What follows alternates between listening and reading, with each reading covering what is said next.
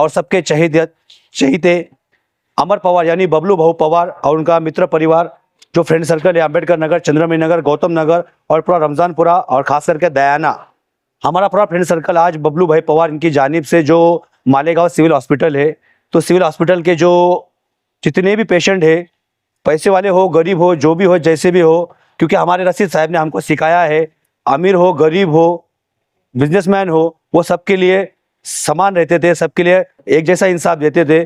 तो आज उनकी याद में हमने, हमारे बबलू भाई पवार ने, उनकी याद में हमने जो भी यहाँ पे पेशेंट है सबको हमने फल वाटप का प्रोग्राम रखा था।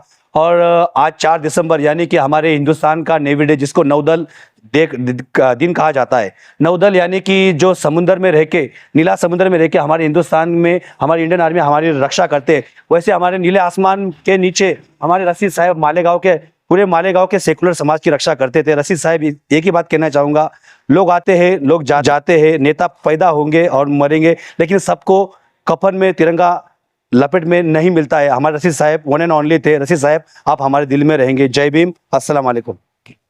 आपल्या आंबेडकर नगर, चंद्रमणि नगर द्याने इथून जे भीमसैनिक हे माझ्यासोबत माझे मित्र परिवार आहे, आज आपले सर्वांचे लाडके माननीय रशीद साहेब, माजी आमदार, माजी महापौर मालेगाव, आज यांच्यातर्फे माझे मित्र परिवार, माझ्या वार्डचे जेवढे भी लोक आहेत त्यांच्याकडून आज हे पेशंटला फळ फ्रूट वाटप करण्यात आलं आहे। शेख रशीद साहेब यांची दुसरी बरसी मतलब पुण्यतिथी आहे।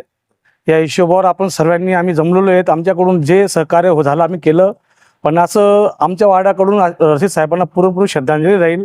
येत्या काळात आम्ही विसरणार नाही रशीद साहेब होते का नाही, आज बी आहेत, उद्या बी राहतील, याच्यानंतर बी राहतील आमच्या मनात, आमच्या वार्डात त्यांचे खूप काही ऐसा आहेत, काही गोष्टी आमच्यासाठी आम्ही कधी विसरणार नाही। रोज बोलतो, जय हिंद।